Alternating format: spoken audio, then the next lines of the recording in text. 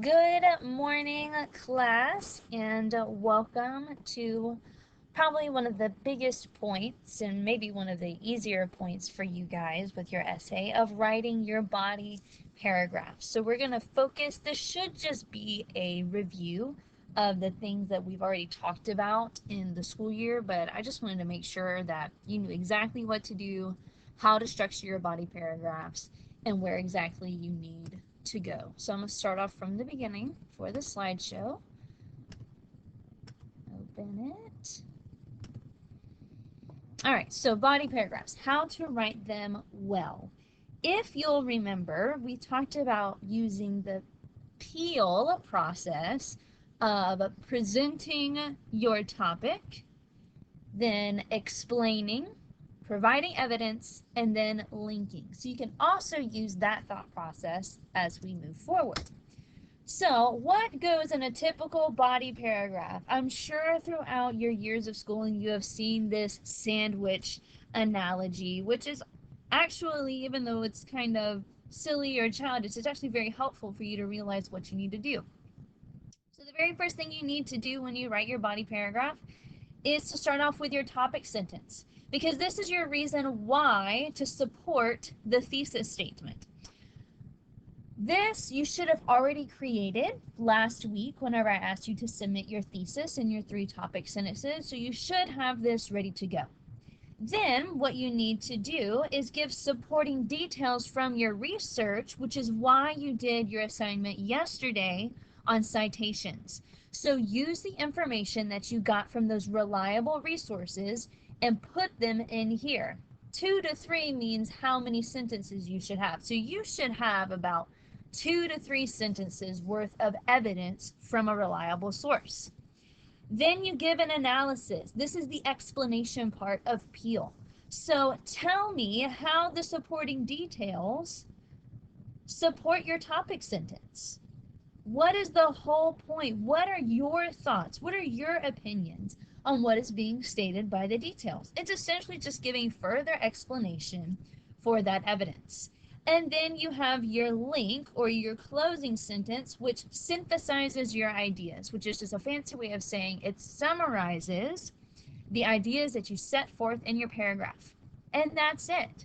So if you'll see, this should be 1 sentence, 2 to 3 sentences, 2 to 3 sentences, and then about 1 sentence. So overall, you should have 7 to 9 sentences in your body paragraph. So let's take a look at an example of a body paragraph.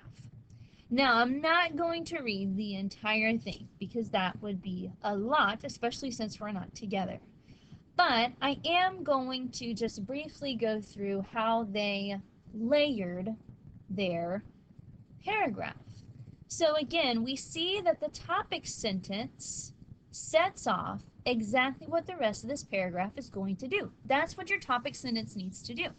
One of the most important reasons why homeschooling is superior to traditional schooling is because of the family benefits. Many of you guys are going this route when it comes to giving reasons. So you could even model this in your body paragraphs as you start to work on that this week by maybe changing it to one of the most important reasons why cheerleading is a sport is blank.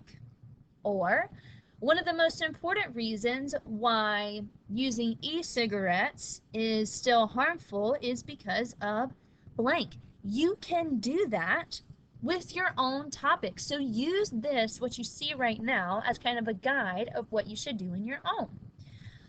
Then we start to get into the research portion or the evidence portion of the paragraph by first introducing the fact that we're going to start talking about just like a linking sentence, and then we start. So according to a recent Gallup poll, and then we give our information. So again, remember, back in the first time when we wrote a paper, you want to not just throw a quote in there and leave it, you want to introduce it. So maybe just like what they did here, according to a recent Gallup poll, maybe you would say, according to the article, is cheerleading actually a sport, from ESPN News or whatever.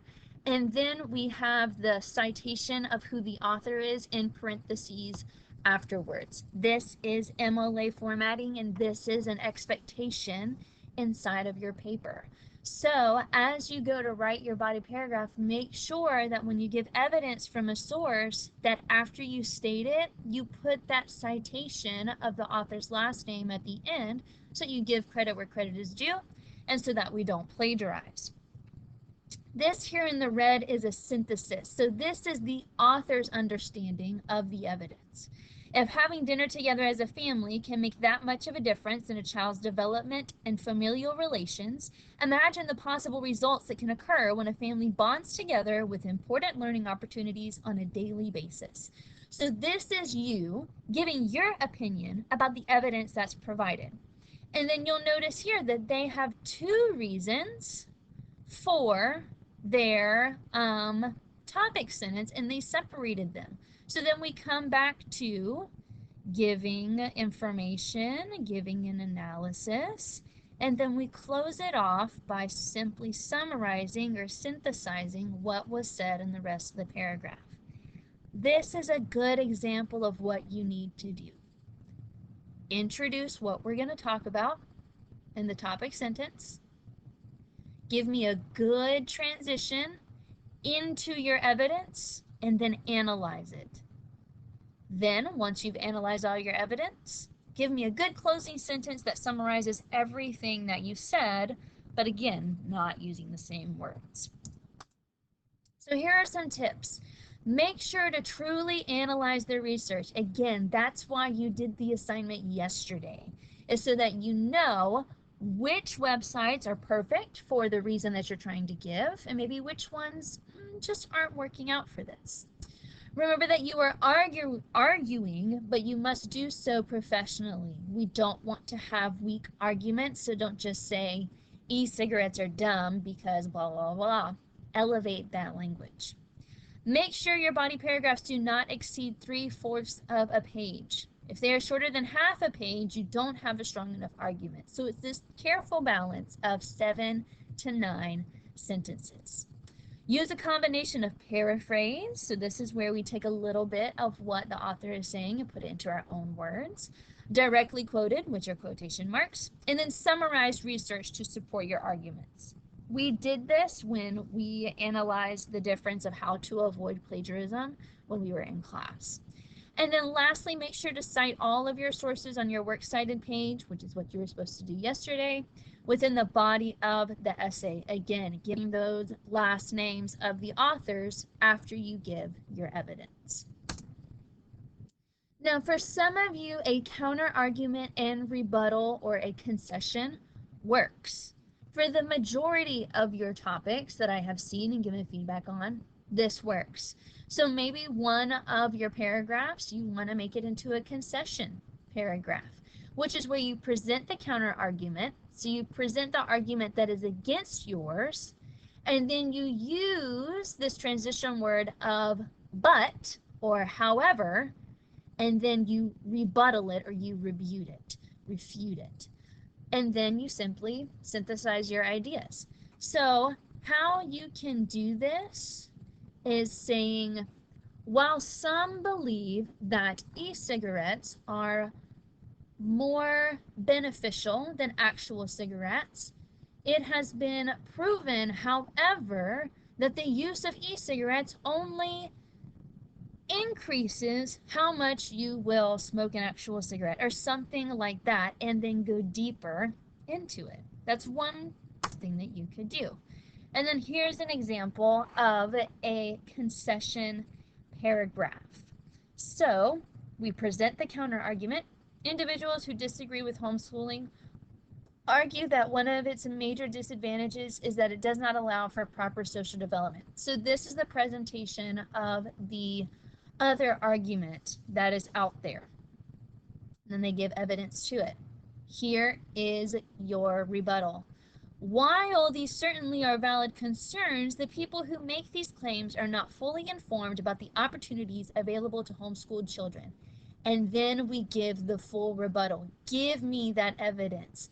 Give me how the opportunities are there, even though they might not look like it on the surface. And then again, they give another concession and then they rebuttal again. So for some of you, this may be the route that you want to go. Actually, for quite a few of you, this is a route that you may want to go. So consider that and maybe talk to me if you need further help on a concession paragraph. And here are some tips about the concession paragraph. Spend more time on the rebuttal than the counter argument. So you don't want to spend your whole time on the counter argument where you essentially kind of say, yeah, the people on the opposite side of me are right. No, no, no, no, no, no. If you are arguing something, then you want to make sure that what you're arguing is true and that you have evidence. So we want to spend more time on rebutting the counter argument than the counter argument itself. Make sure to cite research, which we saw that in the mentor paragraph. Do not repeat any of the same points you already made in your previous body paragraphs. Don't be a parrot and just mimic what you've already done. Don't do that. Give me new and strong ideas. This paragraph should be your strongest, so you should position it before the conclusion. The most memorable argument wins this spot. So this should be the very last drop or strong body paragraph before you get into your conclusion. You want to use keywords and phrases that indicate when you are switching, like while, however, although, things like that. And then, of course, you want to be respectful because we are being professional, and professionals are respectful even when we disagree. And so here's the body of your essay. So you should have no fewer than 2 to 3 body paragraphs. Earlier this year, we did a 5-paragraph essay. You had your intro, your 3 body paragraphs, and then your conclusion. So I know that you guys can write this for sure. So no fewer than 2 or 3, and make sure that you stay within those parameters as well. Don't do 4 to 5 body paragraphs. That would be nuts. Make sure that your reasons and research and body paragraph don't overlap. So again, what I just said, parroting is not cool unless you're a pirate, and even then, pirates are pirates. They're not parrots. They have parrots. So do not repeat yourself. Use transitional phrases. Don't just jump from one thought to another. And then the most important, be formal, be persuasive, be respectful, and be passionate. If you do all of these things, then you're going to make it interesting. If you don't care, then no one else will either. So again, you want to make sure that you're doing a topic that you actually want to argue about. Don't argue about something that's not important. Let this be a learning experience for you as you write this essay so that you're not bored with your topic. Let it be something that you're actually passionate about. So if you have any questions, if you need help from me, I have no problem Zoom conferencing with you, calling you on the phone, even just digitally staying on the Google document with you. Please reach out to me and don't feel like you have to do this alone, because you don't have to. Now, what I want you to do is to start working on those body paragraphs.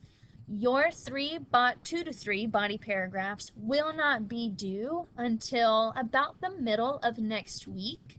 So you have some time to really start working on and formulating your ideas.